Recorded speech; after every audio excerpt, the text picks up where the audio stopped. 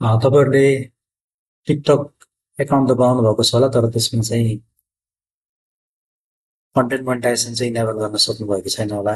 यदि तपाईँहरू TikTok account बनाउँदै हुनुहुन्छ र कन्टेन्ट मोनेटाइजेसन इनेबल गर्न चाहनुहुन्छ भने चाहिँ तपाईँहरूलाई चाहिँ म एउटा सजिलो उपाय चाहिँ आज यहाँ चाहिँ भन्न गइरहेको छु। तपाईँहरूले इन्टरनेटमा धेरै उपायहरू देख्न सक्नुहुन्छ, जहाँ चाहिँ लोकेसन चेन्ज गर्ने, आफ्नो साथीलाई लगइन गर्न दिने लगायतका धेरै उपायहरू तपाईँले चाहिँ देख्न सक्नुहुन्छ। तर तपाईँहरूलाई म आज सजिलो तरिका बताउन गइरहेको छु। यहाँ तपाईँहरूले सबैभन्दा पहिला एउटा चाहिँ एउटा ब्राउज सेक भन्ने एउटा भिपिएन देख्नुहुन्छ। त्यो भिपिएन चाहिँ तपाईँले इन्स्टल गर्नु होला। तपाईँलाई मैले यहाँ चाहिँ इन्स्टल गरेर देखाइसकेको छु। तपाईँहरू प्ले स्टोरबाट इन्स्टल गर्न सक्नुहुन्छ र यो भिपिएनलाई तपाईँहरूले चाहिँ युज गर्न सक्नुहुन्छ। तपाईँ कुन देशको टिकटक एकाउन्ट बनाउन चाहनुहुन्छ त्यो देशअनुसारको तपाईँहरूले चाहिँ यहाँ चाहिँ सेट गर्न सक्नुहुन्छ आफ्नो देशअनुसार। जस्तै मैले यहाँ चाहिँ अहिले चाहिँ यहाँ डिसेबल गरेको छु। फेरि म यहाँ चुज गरेर इनेबल गर्छु। मतलब जस्तै तपाईँ चाहिँ कुन कन्ट्री चुज गर्न चाहनुहुन्छ त्यो कन्ट्री चुज गर्नु होला। मैले चाहिँ यहाँ चाहिँ युएसए चुज गरेको छु होइन। तपाईँले अरू देश पनि चुज गर्न सक्नुहुन्छ। यो टिकटक यहाँ चाहिँ तपाईँले ओके गरिदिनु होला होइन, यो चाहिँ यो भिपिएनलाई। त्यसपछि तपाईँको यहाँ चाहिँ भिपिएन चाहिँ रन हुन्छ। यो हरियो देख्नुहुन्छ होइन, हरियो देखेपछि यहाँ रन हुन्छ। यहाँ बटन पनि हरियो भएको छ, रन भइसकेको छ। यहाँ यो भिपिएन रन भइसकेको छ। हामी यो चाहिँ भिपिएन चाहिँ युज गरिरहेका छौँ। अब यो भिपिएन युज गरिसकेपछि हामी चाहिँ टिकटक एकाउन्ट बनाउनुतिर लाग्छौँ। यहाँ टिकटक बनाउनु लागि हामी चाहिँ टिकटक एकाउन्ट खोलिसकेको छौँ होइन। यहाँ हेर्नुहोस् त, टिकटकको लागि चाहिँ साइन अप गर्न लागिरहेको छौँ हामीले चाहिँ। यहाँ चाहिँ तपाईँहरूले साइन अप गर्नुपर्ने हुन्छ होइन। तपाईँहरूले चाहिँ साइन अप यहाँ चाहिँ माथि चाहिँ क्लिक गर्नु होला। जुन रातो बटनमा तपाईँहरूले क्लिक गर्न सक्नुहुन्छ।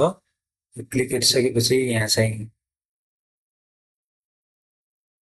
एउटा बर्थडे सोध्छ, तपाईँको बर्थडे कहिले हो तपाईँले इनपुट गर्न सक्नुहुन्छ। आफ्नो birthday, year, year month date मिलाएर तपाईँहरूले चाहिँ आफ्नो सक्नुहुन्छ। साथीहरू, तपाईँहरूले चाहिँ यो बर्थ डेट मिलाइसकेपछि तपाईँले चाहिँ यहाँ चाहिँ अर्को स्टेप चाहिँ गर्नुपर्ने हुन्छ। तपाईँले यहाँ चाहिँ अर्को स्टेप देखाइरहेको छु। यहाँ चाहिँ साइन अप सिधै यहाँ चाहिँ युएसको चाहिँ आउने हुन्छ। युएसको हामीसँग चाहिँ फोन नम्बर छैन, त्यो भएको कारणले गर्दाखेरि हामीले चाहिँ इमेल युज गर्छौँ। हाम्रो लोकेसन चाहिँ युएसमै छ, तर हामी चाहिँ इमेल चाहिँ युज गर्छौँ। साथीहरू, यो बनाउँदै गर्दा तपाईँलाई के भन्छु भने यो चाहिँ एजुकेसन पर्पजको लागि मात्र हो है। तपाईँहरूले चाहिँ यसरी बनाउन सक्नुहुन्छ भनेर मैले तपाईँलाई ज्ञान दिएको मात्र। यसको दुरुपयोग चाहिँ नगर्नु होला साथीहरूले।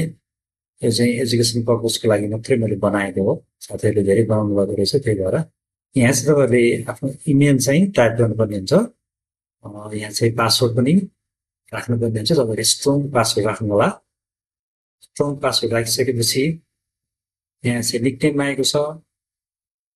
निकनेममा तपाईँले के राखिदिन सक्नुहुन्छ, आफ्नो नाम छोटकरीमा राखिदिन सक्नुहुन्छ। तपाईँले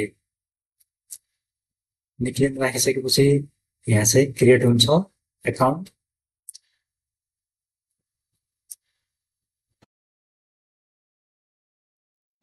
यहाँ चाहिँ निकनेम राखिसकेको छु।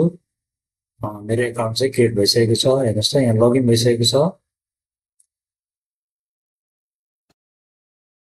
त्यसपछि म तपाईँलाई चाहिँ लगइन गरेर देखाइरहेको छु भने त यो एकाउन्ट जुन भर्खर बनाएको एकाउन्ट चाहिँ यहाँ मैले लगइन गरेर देखाइसकेको छु तपाईँहरूलाई। अब तपाईँहरूले यहाँ चाहिँ मोनेटाइजेसनमा जानुपर्ने हुन्छ, जुन कन्टेन्ट रिवार्ड मोनेटाइजेसन त्यो चाहिँ इनेबल छ कि छैन भनेर म तपाईँलाई यहाँ चाहिँ देखाउँछु।